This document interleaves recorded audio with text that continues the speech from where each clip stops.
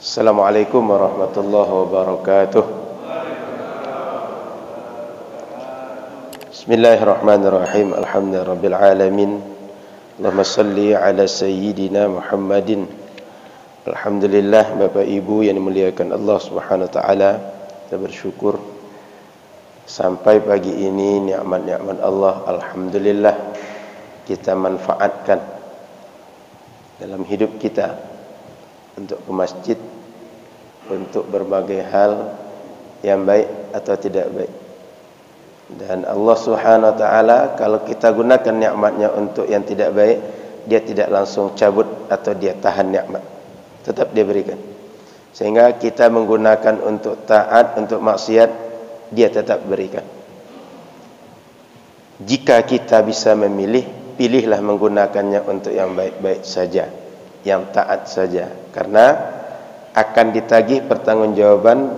Dulu dikasih nikmat digunakan untuk apa? Setiap orang pasti ditagih. Orang beragama, tidak beragama ditagih. Yang beragamanya taat atau beragamanya tidak taat ditagih. Kenal Tuhan atau tidak ditagih. Pilihlah oleh kita mampu menggunakannya untuk kebaikan. Salawat teriring salam kepada Rasulullah sallallahu alaihi wasallam. Mudah-mudahan kita di akhirat nanti semuanya berkumpulnya bersama Nabi Muhammad sallallahu alaihi wasallam. Jangan sampai berkumpul dengan yang lain, karena khawatir ketika berkumpul dengan yang lain, kawan berkumpul itulah Fir'aun, Haman, kawan berkumpul itu Ubay bin Khalaf, kawan berkumpul itu Qarun, atau orang-orang yang sengaja namanya dikekalkan oleh Al-Quran untuk menjadi pelajaran bagi kita. Baik Bapak Ibu yang dirahmati Allah Subhanahu wa taala, kita lanjutkan kajian kita, kajian fikih lanjutan bulan yang lalu yang sudah kita bahas tentang taharah. Diawali dengan pembagian air, lalu kita bahas tentang bagaimana kita menggunakan air di dalam bertaharah. Bapak Ibu yang dimuliakan Allah Subhanahu wa taala, saya lanjutkan. Tema kajian pagi ini adalah pertama tentang mensamak kulit binatang. Jadi di dalam kitab Matan Al-Ghayah wa Takrib ada jenis benda tertentu atau organ dari makhluk awalnya dia najis. Awalnya najis, tapi dia bisa menjadi bersih. Bisa menjadi boleh kita gunakan, boleh kita pakai. Di antara contohnya adalah pertama kulit hewan. Bila kita samak itu artinya dibersihkan semua bagian dari kulit seperti lemaknya, darahnya, daging yang nempel di kulit. Kita bersihkan semuanya. Dia hewan yang halal dimakan dagingnya, itu boleh kita gunakan untuk apakah pakaian, sajadah, sendal, atau berbagai kegunaan yang lain. Itu halal bagi kita. Atau yang kedua, awalnya dia najis, awalnya dia haram, khamar. Mungkin kita lebih mengenalnya seperti tuak. Tuak itu jika melalui proses waktu dia berubah menjadi cuka, tapi tidak ada campur tangan kita. Tidak kita kasih pil, tidak kita kasih benda tambahan, atau tidak kita aduk. Hanya dia faktor waktu saja. Dia berubah sendiri dari awalnya tuak, khamar menjadi cuka. Maka benda seperti ini menjadi halal bagi kita, boleh untuk kita gunakan. Nah, ini dibahas karena sebelumnya dijelaskan tentang air.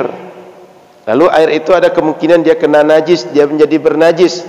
Nah, di sini dibahas bahwa ada benda najis juga yang dia bisa berpotensi menjadi benda tahir, suci. Ini diantara contohnya. Sehingga Bapak Ibu, kalau hari ini kita ada vaksin kita Pak ya, ada vaksin, kan dibahas ulama vaksin itu boleh atau tidak. Pengkajiannya proses ini nih. Cuka kalau dia awalnya tua, bagaimana? Boleh dipakai atau tidak? Begitu juga ketika kita vaksin bahannya dari enzim. Enzim itu hewani, hewannya dari hewan yang haram bagi kita. Boleh tidak dia dijadikan proses suci, lalu dia suci kita pakai? Ini teori dasarnya di sini. Maka apabila anjing, babi dan turunan dari keduanya, kan ada kemungkinan anjing itu Bapak Ibu dia nikah sesama anjing. Sudah itu babi sesama babi, atau silang keduanya, anjing dengan babi, atau kemungkinan lain anjing dengan hewan halal lain, contoh kambing, atau babi dengan hewan halal lain. Ini di antara 5 bentuk perkawinan silang mereka. Perkawinan mereka 5 nih. Turunan dari bentuk-bentuk ini kalaupun kita lakukan proses mensucikan, dia tetap tidak suci. Sama dengan air kencing, mau kita proses seperti apapun, dia tetap najis. Air kencing, mohon maaf, kencing kita tuh kan kalau secara kimia itu bisa awalnya air putih kita jadikan teh, nanti orang secara kimia akan bisa pisahkan mana teh, mana gula, mana air, kan bisa begitu. Tapi kalau benda yang jenisnya berasal dari 5 ini, seperti apapun upaya kita, dia tetap statusnya najis. Maka kemudian dalam masalah enzim itu, para ulama kemudian dalam masalah vaksin itu tinggal dilihat apakah enzim dari turunan ini yang kita jadikan sebagai vaksin, atau dia cuma sebagai faktor pembantu mengubah proses ke proses. Contoh, kita rebus air Bapak Ibu, direbus, di bawahnya kan pakai api. Yang kita pakai air yang direbus. Api kan tidak pengaruh dengan air yang direbus tadi. Apakah fungsi enzim seperti api tadi, atau dia masuk ke dalam yang direbus tadi, lalu dia berubah nanti? Contoh seperti kita buat agar-agar, tadinya kan dia cair lalu menjadi kental. Apakah berubah seperti itu, atau dia fungsi seperti api itu saja? Kalau seperti api itu tidak ada masalah. Tapi kalau dia seperti air berubah jadi kental itu, atau dia masuk ke dalam benda yang akan dimasuk dalam tubuh kita, statusnya tetap dia najis. Paham Bapak Ibu? Ini teori dasar para ulama mengkaji tentang masalah vaksin. Benda najis dirubah menjadi benda suci. Suci tidak. Ini teori dasarnya. Oke. Saya tidak lanjut jauh tentang itu. Saya sekedar menjelaskan ini saja sebagai teori dasar kita. Kemudian bangkai daripada anjing, babi dan turunannya itu adalah semua bagian badannya najis bagi kita. Semua badan, apa saja organ dari anjing, dari babi itu najis bagi kita. Ludahnya najis, dagingnya dimakan najis, semua anggota badannya adalah najis bagi kita. Oke. Baik, saya cukupkan pembahasan satu ini tentang ada jenis najis yang bisa berubah menjadi suci, kemudian ada yang tidak. Maka kita dalam hidup mesti bisa membedakan mana bisa menjadi suci, mana yang tidak, sehingga kita bisa bertaharah dengan benar. Lanjut Bapak Ibu yang dirahmati Allah Subhanahu wa taala, ketika kita menampung air untuk berwudu, kita biasanya nampung air pakai apa, Pak? Pakai galon itu ya, tangki itu ya. Atau kemudian dia turun ke bawah pakai ember, pakai gayung, pakai bak dan segala macam. Nah, dalam syariat tempat menampung ini tidak boleh berasal dari emas dan perak. Ini Bapak Ibu mungkin mengira berlebihan, betul Ustaz. Apa iya ada orang menampung pakai embernya dari emas bahannya? Masih ingat ketika rumah Saddam Hussein digeledah oleh Amerika, kemudian Muammar Gaddafi, itu kan lapisan emas dari rata-rata isi sananya kan, isi rumahnya kan. Ini bukan mustahil. menggunakan emas dan perak sebagai tempat menampung air, piring makan kita, gelas minum kita, itu tidak boleh oleh syariat. Tapi kalau perempuan menggunakan perhiasan boleh tidak? Boleh, dengan kadar yang umum dipakai masyarakat. Ibu-ibu, kira-kira emas itu berapa gram umumnya ibu-ibu Pekanbaru pakai, ibu? Semuanya lah, dari anting, kalung, gelang, cincin, pokok semua perhiasan yang umum dipakai perempuan. 10 emas cukup, Bu? Rata-rata lah cukup. 10 emas, anggap 10 emas, bukan 10 gram nih, Bu, 10 emas. Maksud saya bukan tergantung orang kaya atau miskin, Bu, tapi umumnya dipakai orang. Cukup enggak, Bu, ini? Cukup ya? Jika kita pakai emas sebanyak ini saja, ini enggak kena zakat, Bu.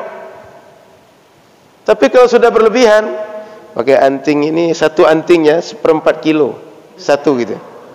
Satu lagi 1/4. Di kalung nanti 1/2 kilo gitu. Di cincin, di apa? Di gelang 1 kilo. Di sini nanti 1/4, 1/2 kilo, 1/2 kilo gitu. Kan mana tahu ada yang begitu kan, tanggung pakai 1 gram 1 gram gitu. 1 emas 2 emas. Selama masih dipakai jumlah kadar yang umum dipakai masyarakat, perempuan boleh pakai emas, tidak masalah. Tapi laki-laki tidak. Laki-laki tidak boleh pakai emas. Baik emas dipakai di cincin, dipakai di kalung, tersimpan atau terbuka, nampak oleh orang atau tidak, laki-laki nggak boleh pakai emas. Selain itu, laki-laki tambahnya nggak boleh pakai sutra. Mau baju, mau celana, mau kopiah, pokoknya laki-laki nggak boleh pakai sutra. Kecuali kalau orang ini sakit, kulitnya alergi, gatal terus, kalau pakai bahan sutra baru dia sehat, baru boleh. Tapi kalau yang keadaan normal, bagi laki-laki nggak boleh pakai sutra, pakai emas nggak boleh. Begitu juga ketika kita menggunakan benda menampung air untuk berwudu atau untuk air mandi atau air kegunaan harian kita, tidak boleh berasal dari bahannya emas. Logam yang lain boleh, silahkan, tidak ada masalah.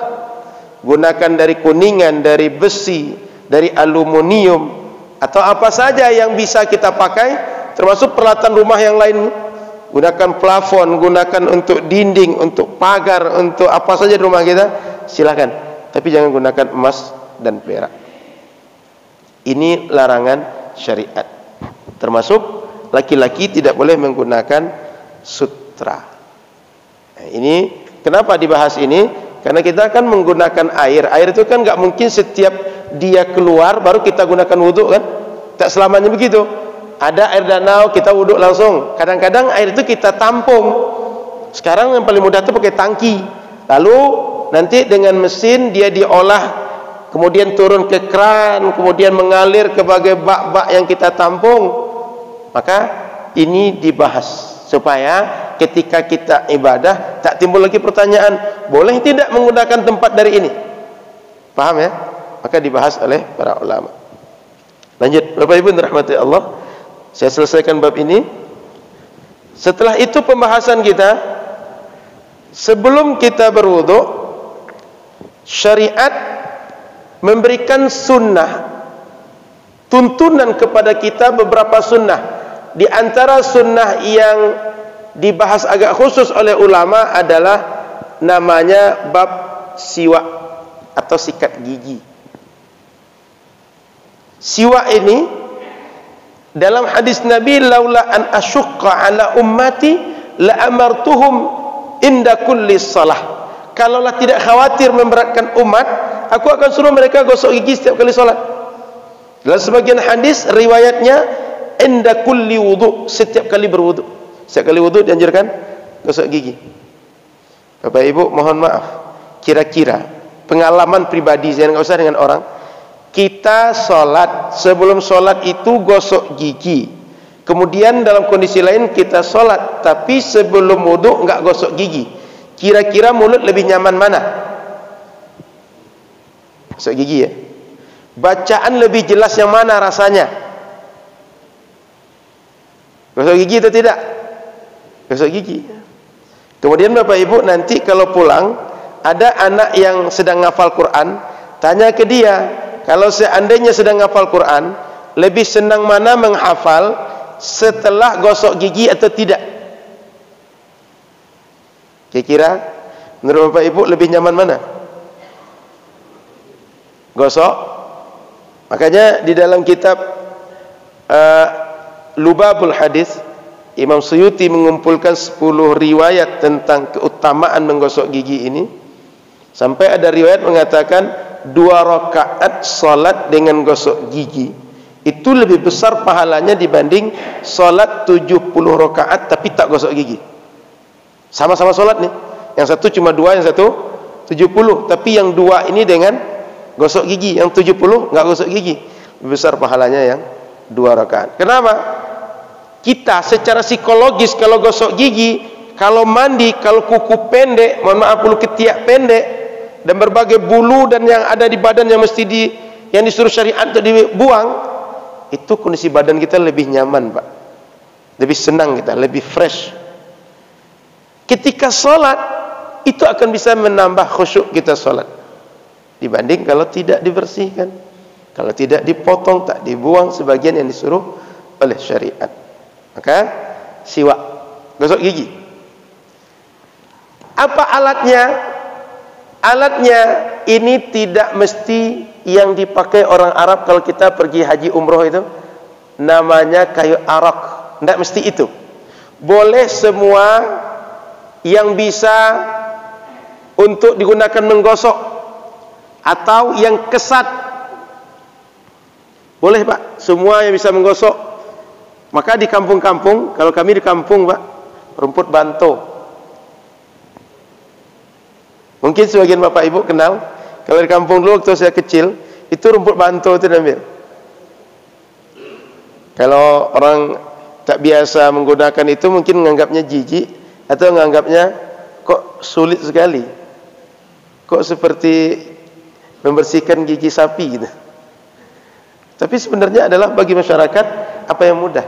Konsep syariat, semua yang bisa digunakan untuk digosok ke gigi, terutama bahannya kesat.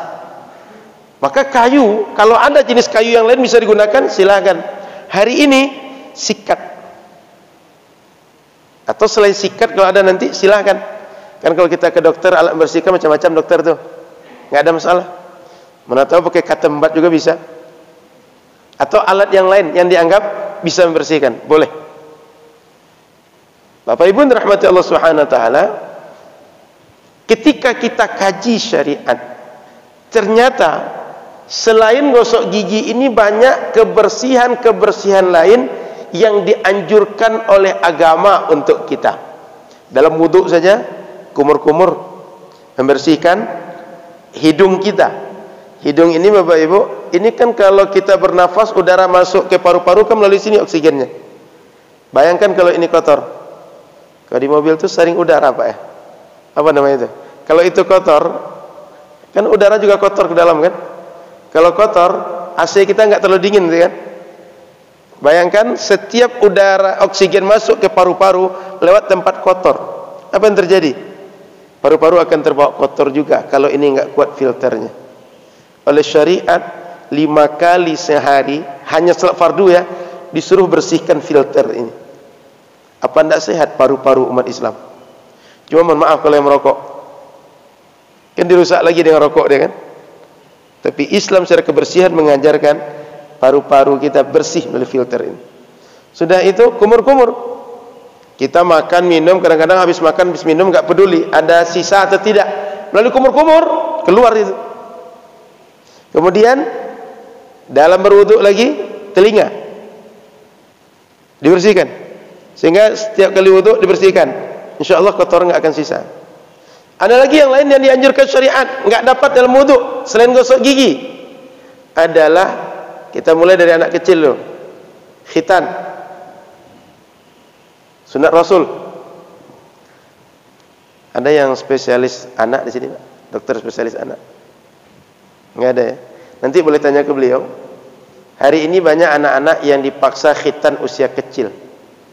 Kenapa? Karena begitu dia lahir sampai usia 2 atau 3 tahun, oleh ibunya nggak pernah dibersihkan di dalam kulup itu.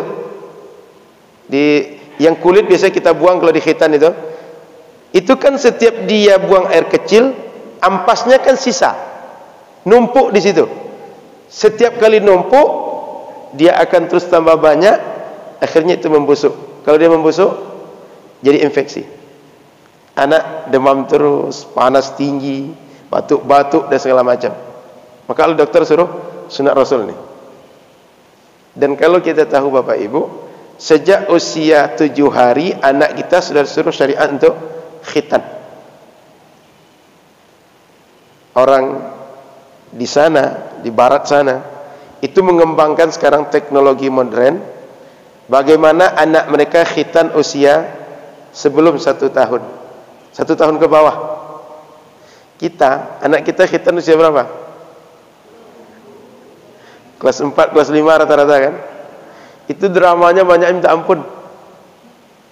Asal bilang khitan, siapa yang khitan? Dokter itu baju putih. Setiap nampak yang baju putih, yang dengan ustaz yang ketemu, dia sudah takut duluan dan lari duluan. Tapi kalau yang kecil itu, apalagi anak yang masih ASI, itu pertama kan tidurnya banyak kan. Yang kedua dia nggak bisa lari kemana-mana kan, sehingga nggak akan mungkin terjadi pendarahan yang seperti kami dulu khitan. Kalau sempat sudah khitan itu sore-sore sarung diikat di leher, jalan kemana-mana bawa sarung itu. Nonton pula orang main bola, orang main voli, orang main takraw, rupanya di pinggir lapangan ditendang bola oleh lawan. Kita pas dekat gawang menangis, sakit minta ampun. Orang sekarang kan anak-anak seandainya di khitan juga begitu dramanya. Tapi coba yang kecil, mereka nggak akan gerak-gerak seperti itu. Kalau luka cepat kering. Maka Bapak Ibu dirahmati Allah Subhanahu wa taala, khitan ini dianjurkan syariat kalau bisa sekecil mungkin, sehingga anak kita sehat. Bahkan katanya ada jurnal pengaruh terhadap besar kecilnya perkembangan otak. Di komputer itu ibarat motherboardnya itu pengaruh kepada anak kita. Maka Bapak Ibu, ada baiknya anak kita dari kecil sudah kita khitan, sehingga dia bersih secara taharahnya dari awal sudah tuntas benar. Dan di dalam mazhab Syafi'i, ini sekedar catatan, kita tidak merujuk atau sekedar mengikut departemen kesehatan, dinas kesehatan secara syariat. Ini secara syariat. Menurut mazhab Syafi'i, khitan itu berlaku bagi laki-laki dan perempuan sama anjurannya, laki-laki dan perempuan. Maka mohon maaf ibu-ibu, saya yakin kebanyakan ibu-ibu ini dulu khitan, betul Bu? Yang sekarang nggak khitan lagi, dan itu sudah menjadi kebijakan dinas. Kita mau apa? Sudah kebijakan. Tapi dulu di khitan. Kenapa? Di masyarakat kita rata-rata mazhab Syafi'i, laki-laki di khitan, perempuan pun di khitan. Nah sekarang tidak lagi, berubah. Baik. Selanjutnya yang disuruh oleh syariat selain khitan adalah kita potong kuku. Ini kebersihan-kebersihan yang lainnya di badan kita. Potong kuku. Kalau bisa setiap Jumat potong. Minimal sekali setiap 40 hari paling maksimal. Itu saya kalau kuku panjang itu masuk risih Pak. Kalau sempat ada yang gatal di badan, tambah digaruk pakai kuku, itu tambah lama menggaruk itu. Maka potong kuku disuruh oleh syariat bersihkan. Sudah itu, mohon maaf, mencabut bulu ketiak. Bahasanya mencabut, dianjurkan begitu. Bulu ketiak setiap Jumat atau paling tidak setiap 40 hari paling lama. Sudah itu membersihkan bulu kemaluan. Mohon maaf, ini dianjurkan oleh syariat. Sudah itu yang dianjurkan oleh syariat lagi, membersihkan persendian Pak, persendian badan kita. Kalau orang gemuk itu kulitnya kadang-kadang lipat-lipat. Di lipatan itu kalau tidak dibersihkan, itu lama-lama bisa membusuk itu. Maka anak-anak kita yang kecil, kan kadang-kadang anak yang kecil itu pertumbuhannya cepat, ada yang agak gemuk, gempal, pertemuan antar kulitnya itu bisa meruyak. Maka agama perhatian terhadap hal seperti itu. Bersihkan persendian. Begitu syariat perhatikan kita. Sudah itu Bapak Ibu rahmati Allah Subhanahu wa taala, yang diajarkan lain adalah untuk menjaga jenggot. Jenggot dipanjangkan. Dianjurkan syariat, biarkan jenggot nih. Tapi di dalam mazhab jumhur ulama, memanjangkan jenggot ini bukan perkara wajib, sehingga memotongnya bukan haram. Beda dengan sebagian orang menganggapnya haram, meninggalkan sunnah. Enggak. Ini adalah sunnah hukumnya, bukan meninggalkan sunnah Nabi. Sunnah hukumnya memanjangkan atau memendekkan. Sehingga memotongnya juga, kalau kita potong, kita memotong dari pekerjaan yang disunnahkan agama, bukan yang diharamkan. Sudah itu, memotong kumis juga disuruh oleh agama, bagian dari kebersihan-kebersihan. Ini di luar yang wudu. Dalam wudu nanti ada kumur-kumur, dalam wudu ada nanti membersihkan hidung. Ini di luar itu, disuruh agama. Sehingga Bapak Ibu, kalau kita lihat dalam syariat ini, setiap mukmin itu bila memperhatikan ini, dia adalah bersih, rapi. Bahkan kalau kita tambah yang selanjutnya disuruh oleh agama itu memakai parfum atau harum-haruman, baik dari air tertentu atau bunga tertentu. Kan ada tanaman tertentu kalau kita pakai kan harum kita kan. Bahannya enggak mesti dari jenis cairan saja, pokoknya mengharumkan badan. Baik bahannya cair, padat, atau bahannya dari daunan yang alami atau yang tidak alami, dianjurkan pakai parfum. Cuma kalau kita sholat, jika bahannya alkohol, ada yang mengatakan dia tidak termasuk benda tahir, suci, sehingga kalau kita sholat sebaiknya enggak dibawa. Meskipun mayoritas ulama mengatakan itu bukan alkohol, yang dia adalah najis. Cuma kalau kita tidak ingin ragu, tidak ingin kita bingung, ini bersih atau tidak, tahir atau tidak, cari saja yang non alkohol, gitu. Karena ini wilayah perbedaan pendapat di kalangan ulama, sehingga yang memakai alkohol atau tidak silahkan. Sebaiknya supaya kita tidak bingung, tidak menjadi hal-hal yang membuat kita ragu, tidak pakai alkohol. Baik, Bapak Ibu rahmati Allah Subhanahu wa taala, saya lanjutkan tentang siwak ini. Gosok gigi ini boleh saya hapus ya. Ini hal-hal kebersihan dianjurkan agama di luar pekerjaan untuk kita. Menggosok gigi ini sangat dianjurkan oleh agama pada beberapa keadaan. Satu, saat bangun tidur. Karena mohon maaf, kita semua bisa membuktikan aroma mulut kita ketika bangun tidur agak beda dengan sebelum tidur. Apalagi sebelum tidur makan yang agak menyengat. Gitu. Kita ini orang Indonesia ini, atau terutama kita yang Melayu ini, kadang-kadang makanannya agak sadis-sadis. Makan jaring, gula pasir, ubi kayu. Wah, belum lagi paku, Bu. Jangan begitu buang air nanti jadi pagar langsung, jadi tembok atau tiang masjid langsung. Ada juga yang begitu, Bu. Makan tanah, makan kawat ada. Intinya bangun tidur dianjurkan untuk langsung gosok gigi. Yang kedua, ketika hendak sholat. Seperti tadi yang saya tanya di awal, lebih nyaman mana? Lebih bersih mana? Bacaan lebih fasih mana? Lebih khusyuk mana? Sudah itu, ketika aroma mulut berubah, mungkin karena terlalu lama diam, atau karena faktor makanan, atau faktor yang lain, maka sangat dianjurkan untuk gosok gigi. Nah, tambahan yang lain, ketika hendak baca Al-Quran. Karena kalau kita baca Al-Quran dengan gosok gigi, itu lebih fasih baca, lebih jelas, lebih nikmat baca Al-Quran. Ini berapa kondisi sangat dianjurkan kita gosok gigi.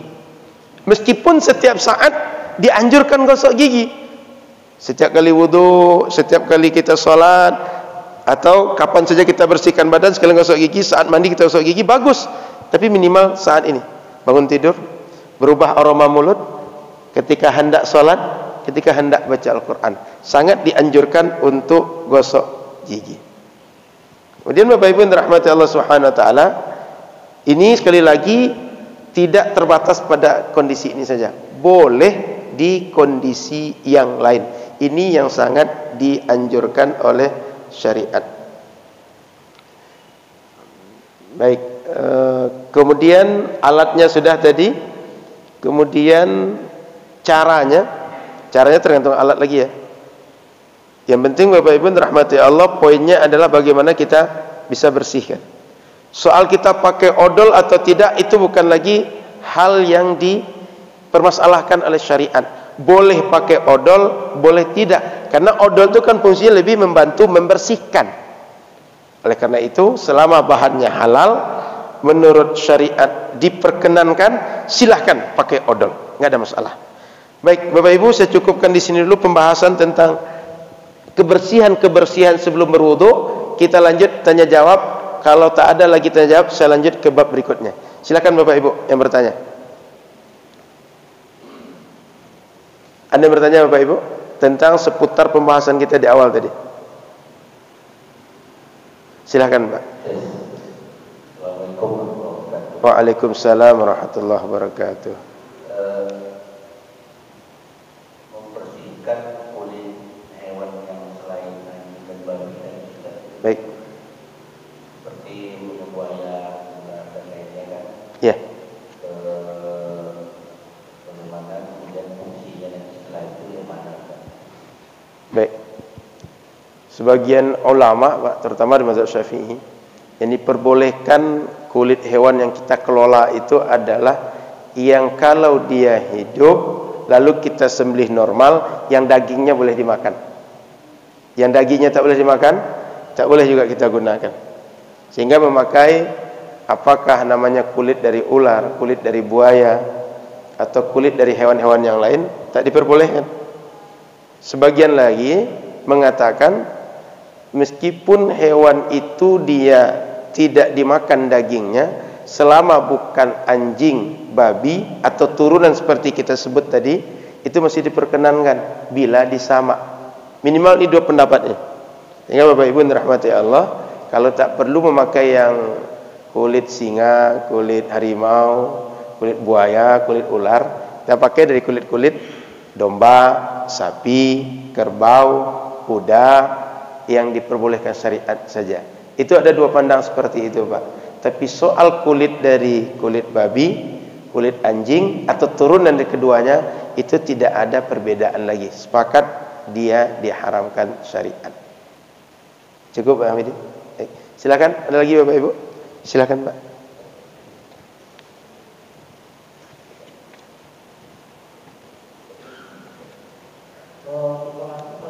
Baik Pak.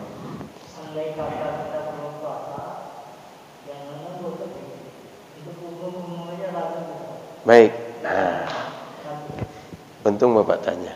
Di dalam mazhab Syafi'i, ketika kita ada sunnah gosok gigi, ini dibatasi bahwa boleh seorang yang berwudu gosok gigi jika tidak akan terminum apakah airnya atau jangan pastanya sekalian, Pak. Tidak akan terminum apapun benda asing yang masuk ke dalam mulut kita.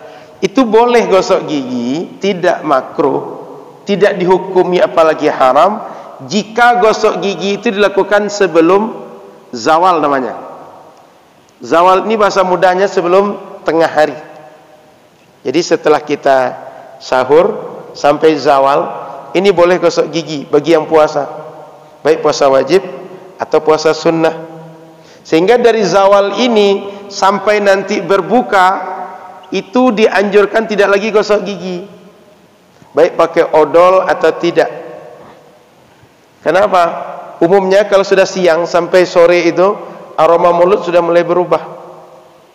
Dalam hadis Nabi, la khaluf as-saimi, aroma mulut orang yang puasa yang berubah menjadi tidak lagi harum gara-gara dia puasa, itu atyabu indallahi min rihil miski. Bagi Allah itu lebih baik, lebih disukai, lebih besar pahalanya dibanding mulut kalau seandainya harum seharum aroma kasturi. Gitu Pak. Jadi dari zawal tengah hari sampai berbuka dianjurkan tidak lagi gosok gigi bagi orang yang sedang puasa. Nah, sebagian lagi Pak mengatakan masih tetap saja boleh. Kenapa? Karena ada hadis Nabi yang saya bacakan di awal.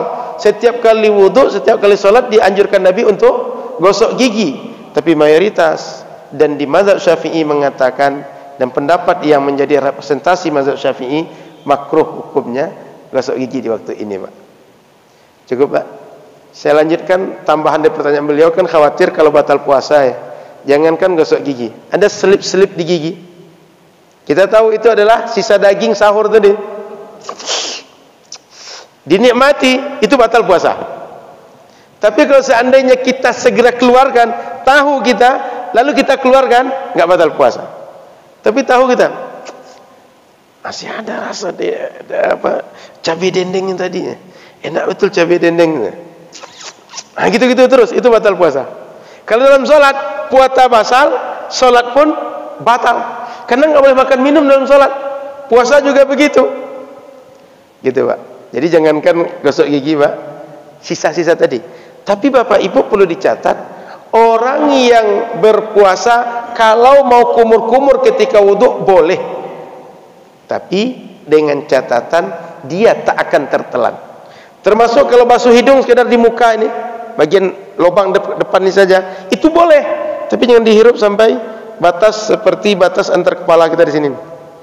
Itu nanti bisa batal, mubaligh dalam bahasa fikihnya.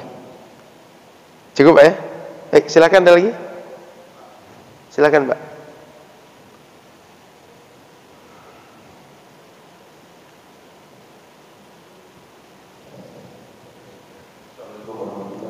Assalamualaikum warahmatullahi wabarakatuh.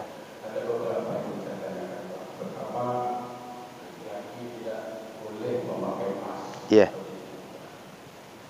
Sedangkan ada orang laki-laki itu memakai itu swasta itu campuran daripada emas itu apakah boleh dan kenapa laki-laki alasan itu? Yang kedua, pakaian itu ada itu kan berkata kita yang boleh pakaian itu sapi bersama itu sesuai sama. Apakah kita boleh mengikuti kulit sapi itu dalam sholat? Yang ketiga, itu baju sutra dan sutra yang apa itu memakai sapi. Karena ada baju sapi itu sutra. Apakah itu sutra benar? Apakah sutra itu sudah boleh? Apakah itu sutra itu tidak? Assalamualaikum warahmatullahi wabarakatuh. Pertama, emas dan sutra Pak, yang dilarang syariat itu adalah sutra murni dan emas murni. Sehingga kalau dicampur atau campurannya lebih dominan, emasnya sedikit, itu tidak ada masalah Pak. Ya seperti swasta tadi contohnya. Atau jenis yang lain nanti, kan banyak tuh krom atau apa namanya, jenis untuk cincin segala macam, tidak ada masalah.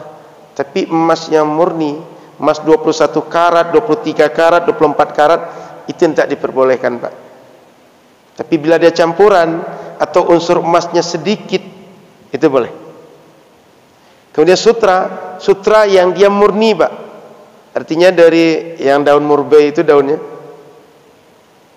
yang ulat sutra itu bahannya, ya sutra seperti itu Pak. Tapi kalau misalnya sutra campuran, sutra KW-nya KW 19 lagi, atau KW-nya sudah sampai level KW 7 segala macam, itu tidak apa-apa Pak. Atau dia memang sutra asli tapi dicampur. Bila dicampur, apalagi campurannya dominan, itu boleh Pak. Tapi kalau sutranya dominan nggak boleh juga. Dia campuran atau dia bukan sutra asli, itu boleh. Sudah itu, kenapa ini dilarang Ustaz? Alasannya secara logis kita nggak tahu, tapi syariat langsung menjelaskan. Nabi menjelaskan. Kata Nabi, ini untuk mereka di dunia, untuk kalian nanti di akhirat. Secara logisnya apa? Mungkin kita bisa cari hikmah, Pak. Tapi segi alasan syariat, Nabi sebut begitu. Untuk mereka di dunia, mereka yang tidak taat, mereka yang kafir, untuk kalian yang taat di akhirat.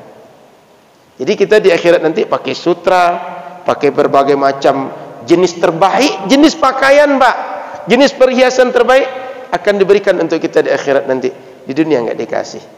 Mungkin di antara hikmahnya Bapak Ibu, agar jangan para lelaki ini yang dituntut dia sebagai mujahid, kepala keluarga yang akan mendidik keluarga, fokusnya tidak untuk mencari pakaian terbaik dan perhiasan terbaik, sehingga orientasi hidupnya terlalu sederhana. Gimana jadi orang kaya saja? Mungkin begitu di antara hikmahnya, Pak. Atau hikmah yang lain, kalau perempuan pakai emas nampak cantik tidak? Nampak lebih menarik atau tidak dibanding yang tidak pakai emas? Nampak beda. Coba kalau yang menarik itu di perempuan ada, di laki-laki ada. Jangan-jangan orang salah yang disukanya nanti. Yang laki-laki suka dengan laki-laki pula nanti. Sekarang kan sudah banyak, Pak. Sengaja perempuan itu dia cantik, ditambah cantik supaya apa? Yang laki-laki suka dengan dia, sehingga terjadi pernikahan. Terjadi pernikahan, terjadi hubungan halal antar manusia, dan kemudian terjadi regenerasi. Tapi coba kalau laki-laki pula disukai oleh laki-laki, Pak, banyak betul masalahnya muncul nanti. Regenerasi kita tak terjadi, masalah sosial segala macam. Itu secara hikmah ya, Pak ya, bukan secara alasan syariat. Kita nggak tahu syariat maunya apa, tapi yang jelas kata Nabi begitu. Cara hikmah diantaranya itu, Pak. Sudah itu tadi, pakai baju batik yang disama, mohon maaf, baju bahan kulit yang disama, gunakan sholat boleh tidak? Boleh, Pak. Jadikan sejadah boleh, jadikan beduk, jadikan rebana boleh, Pak. Kan dia statusnya sudah suci. Digunakan sehari-hari, baju, Pak, mana tahu bisa dikelola jadi baju gamis nih, Pak. Atau baju jaket, atau baju sweater, atau baju kaos, atau baju yang lain. Pakai harian, boleh, Pak.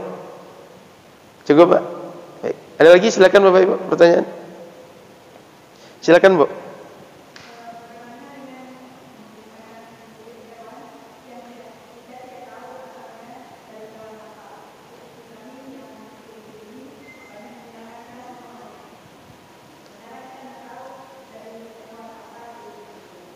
Baik, berasal dari apa kita nggak tahu.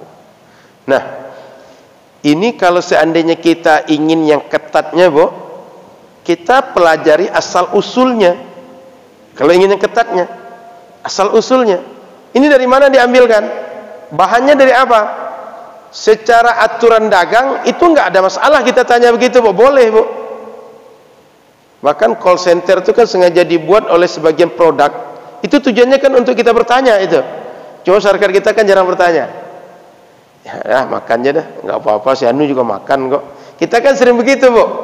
Padahal sengaja call center itu dibuat, kalau ada orang butuh penjelasan, itu bisa ditanyakan, dan itu hak konsumen. Saya 2016 itu sebulan di Jepang, Bu. Itu kawan-kawan cerita, kan makanan minum mereka kan sebagian besar kan kita nggak tahu itu bahannya dari apa. Mereka tanya di call center yang ada di makanan itu, telepon. Itu direspon mereka, ini bahannya dari apa? Apakah emulsifiernya dari nabati atau hewani? Kalau hewani, hewannya apa? Kalau nabati, kan tanaman rata-rata jarang yang benda haram. Kalau hewani, hewannya apa? Dijawab mereka. Akhirnya kawan-kawan putuskan, ini kita nggak boleh makan. Yang seperti ini boleh kita makan. Gitu di antara contoh, Bu. Kalau ingin ketatnya, tanyakan, ini bahannya dari apa? Kulit apa yang kita pakai ini? Dan itu bukan aib, itu bukan nyinyir dalam jual beli, itu wajar. Kenapa? Bagi kita Muslim, pengaruh terhadap boleh dan tidak menurut syariat. Jika kita tidak sampai bertanya itu, kita lihat ciri umum saja, Bu. Ini termasuk kulit yang umum dipakai yang halal atau tidak.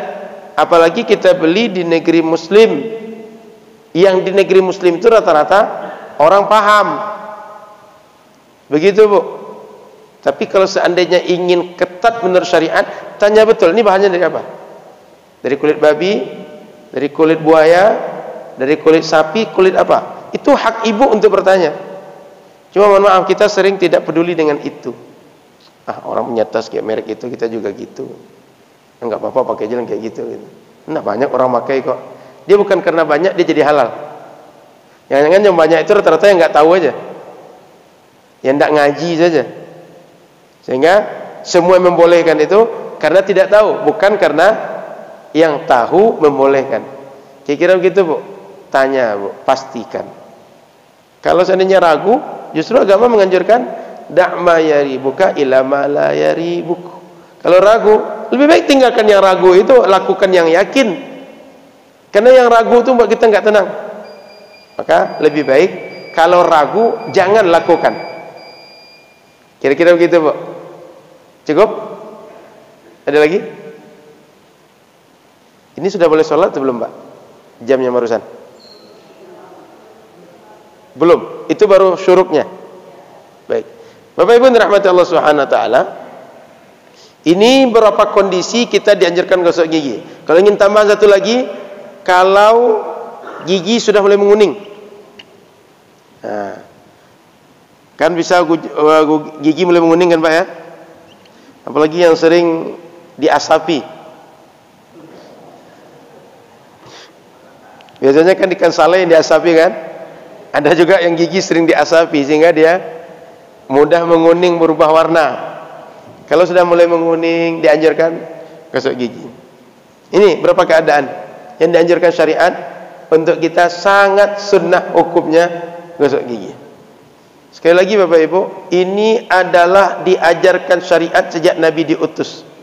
Belum kita mengenal dunia kedokteran modern, belum kita mengenal dunia cara-cara kebersihan modern, belum kita mengenal ada namanya mengatasi pandemi cuci tangan, kemudian rajin-rajin cuci pakai hand sanitizer atau dengan segala cara. Syariat sudah mengajarkan ini. Sehingga syariat kita sejak awal sudah mengajarkan antibodi dan cara kebersihan yang itu belum tentu dilakukan oleh orang yang tak beragama atau di agama lain. Baik, Bapak Ibu yang dimuliakan Allah Subhanahu wa taala, saya lanjutkan sedikit sampai kita bisa isyrak. Bahasan kita selanjutnya adalah tentang wudu. Ini semuanya muqaddimah sebelum wudu. Air, istinja, kemudian masalah kita menggunakan tempat, kemudian kebersihan. Wudu. Wudu bagi seorang muslim mesti sebelum dia sholat, kalau dia berhadas. Tapi wudu bukan satu-satunya cara mensucikan diri. Selain wudu nanti ada lagi cara mensucikan diri yang lain, yaitu mandi wajib. Selain itu ada lagi nanti tayammum. Kita fokus di wudu. Wudu ini berdasarkan ayat Al-Quran, surah Al-Ma'idah ayat 6, surah An-Nisa ayat 100. Itu penjelasan tentang rukun wudu cuma ada 4 saja anggotanya. Dari segi anggota badan, pertama anggota wudu itu adalah membasuh muka. Yang kedua, mengusap kepala. Yang ketiga, membasuh apa lagi? Tangan, mohon maaf. Tangan dulu. Ya. Oke, nanti kita urut saja, Pak. Baik. Tangan, kepala, muka, sudah itu membasuh kaki. 4 ini yang rukun secara perbuatan fisik. Di luar ini semua hukumnya sunnah. Rukun tambahan di luar ini dia tidak pekerjaan, tapi dia penentu. Pertama, niat. Sehingga rukun wudu yang kelima, niat. Yang keenam, tertib. Berurutan. Kita wudu basuh tangan dulu. basuh muka dulu, basuh tangan, usap kepala, basuh kaki. Ini dilakukan berurutan. Kalau tak berurutan, tidak sah wuduk kita. Sama dengan sholat, semua rukunnya mesti berurutan. Ini biar berurutan kita balikkan, Pak. Pagi kita sudah error. Bayangkan kalau siang. Ya, membasuh tangan. Kemudian mengusap kepala. Ini 6 ini adalah rukun wudu. Mau tidak mau ini mesti dilakukan kalau wudu.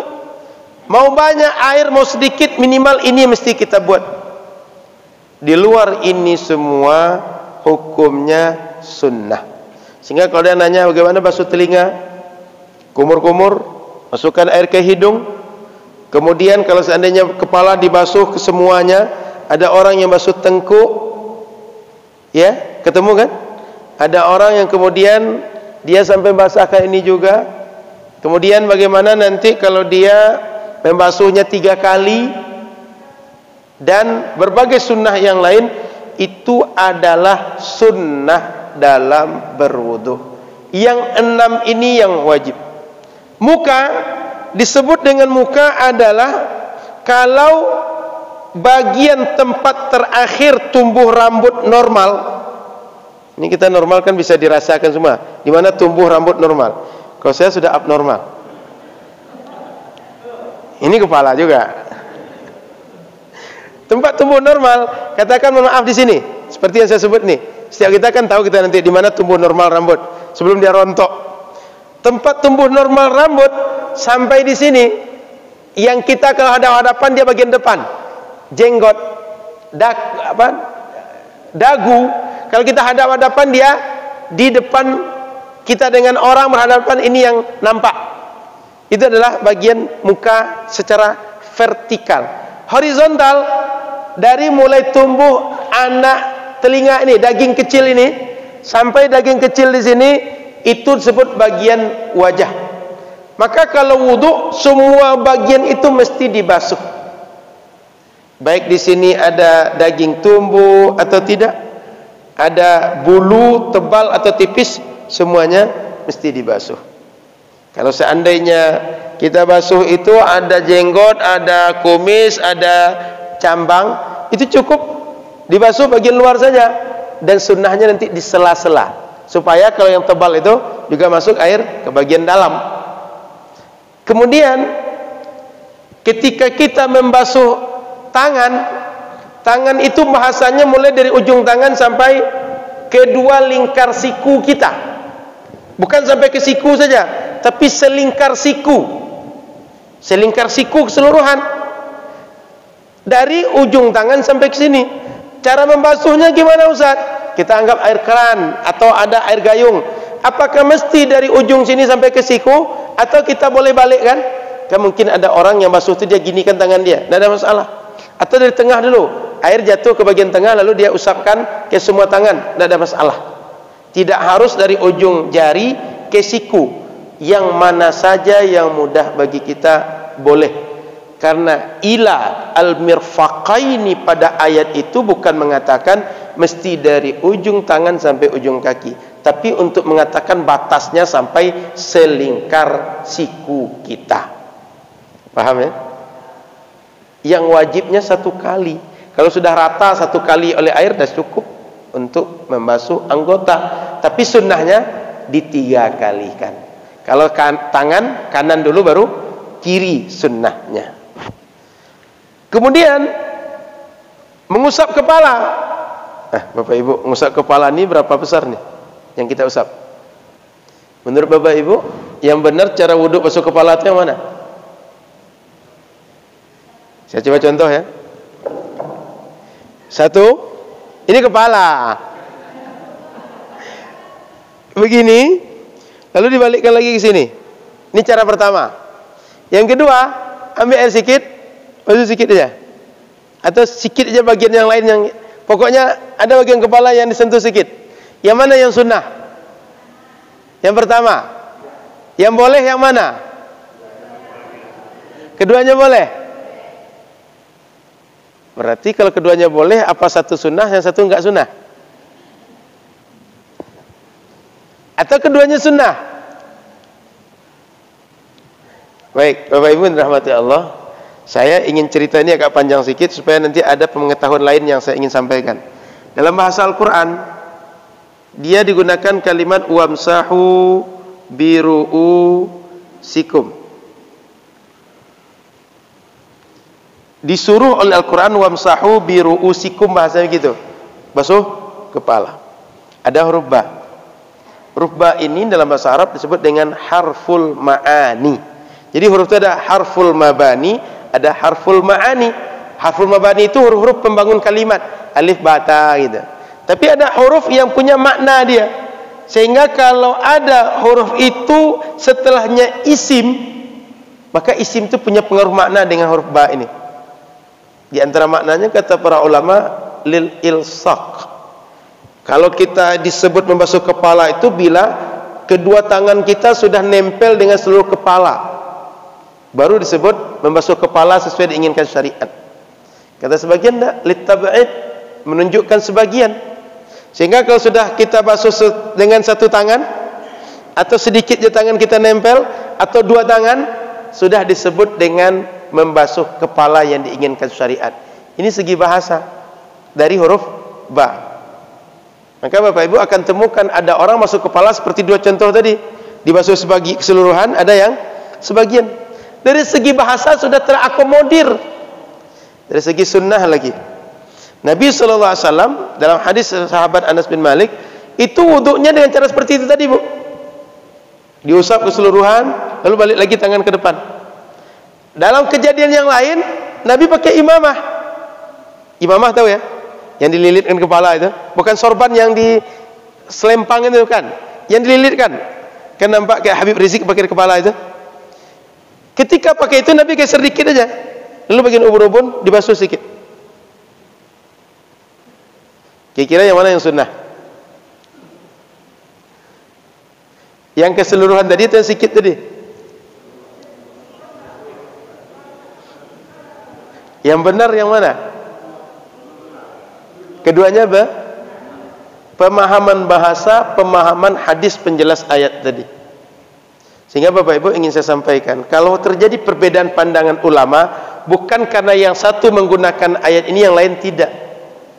Tapi perbedaan mereka adalah menganalisa redaksional ayat Al-Quran, redaksional hadis Nabi, dan ayat dan hadis yang lain menjelaskan konten yang sama. Sehingga perbedaan mereka karena konten analisisnya, bukan karena yang satu pakai dalil, yang lain enggak pakai dalil. Itu perlu dipahami.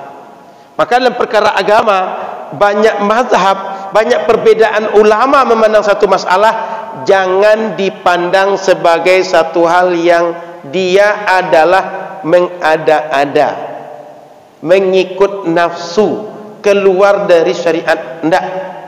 Justru karena diakomodir oleh teks, pemahamannya oleh teks tidak dikunci jadi satu. Paham? Penjelasan Nabi juga memberikan ruang lebih dari satu. Nah Bapak Ibu, perbedaan-perbedaan mazhab itu kalau kita kaji lebih lanjut lagi, perbedaan pandangan ulama itu kalau kita kaji lebih lanjut lagi, dia menjadi rahmat bagi umat.